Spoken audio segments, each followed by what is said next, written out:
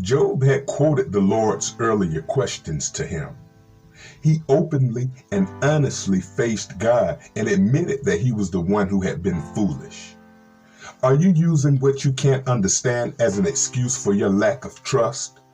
Admit to God that you don't even have enough faith to trust him. True faith begins in such humility. In response to God's speech, Job humbled himself.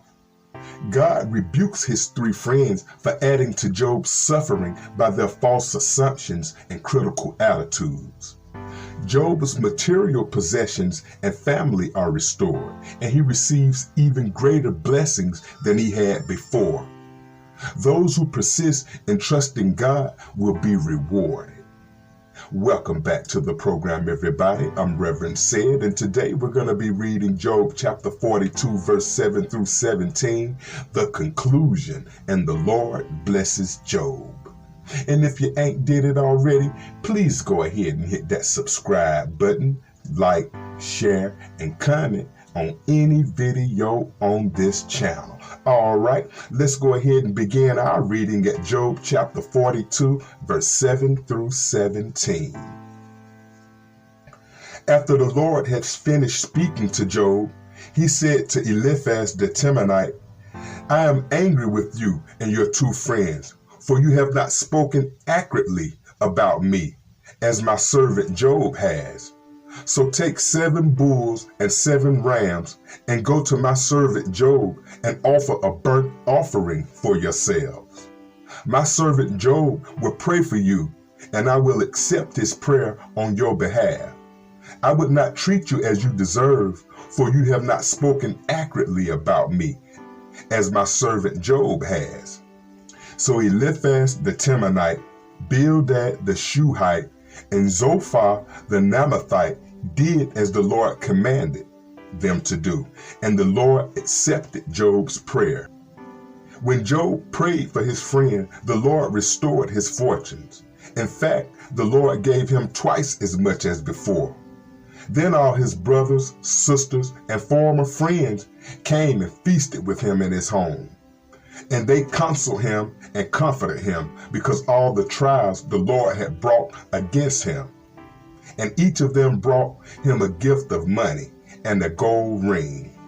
So the Lord blessed Job in the second half of his life even more than the beginning. For now he had 14,000 sheep, 6,000 camels, 1,000 teams of oxen, and 1,000 female donkeys. He also gave Job 7 more sons and 3 more daughters. He named his first daughter Jemimah, and the second one Keziah, and the third one Karen Hapuk. And all of the land, no women were as lovely as the daughters of Job. And their father put them into his will along with their brothers.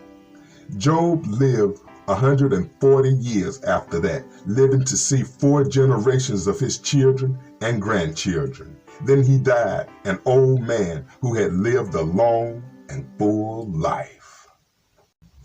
The main question in the book of Job is timeless.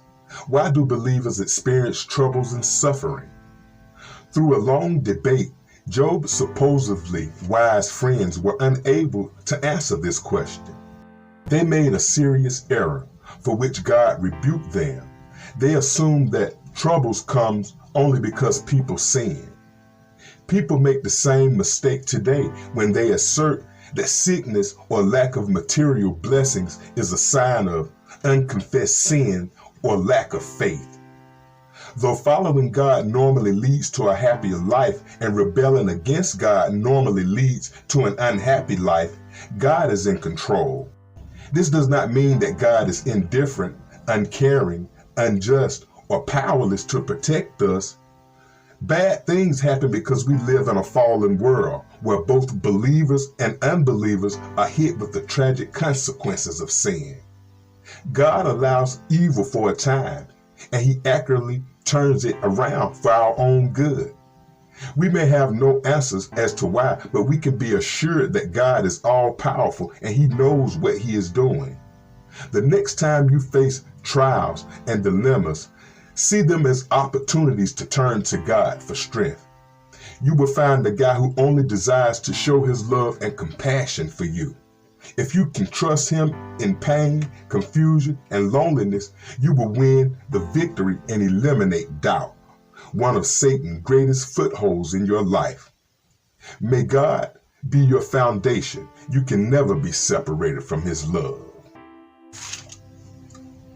All right, everybody, that's going to conclude our reading of the book of Job. But please join me on the next series where we'll be jumping into the book of Exodus. I'm Reverend Ced. It's been wonderful having y'all as usual. And until the next time, y'all stay blessed.